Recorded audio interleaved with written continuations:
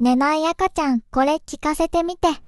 ドライヤーの音、換気扇の音、雨や波の音。これらはホワイトノイズといって、ママのお腹の中で聞いていた音に似てるんだって。この丸っこい機械には、7種類の眠れる音が入っていて、ライトもついてる。夜の授乳やおむつ替えの時、とっても助かる。しかも、車やベビーカーにつけて使えるから、お出かけや帰省の時も安心だね。あ、この丸っこいのは、エルゴポーチホワイトノイズマシンで検索してみてね。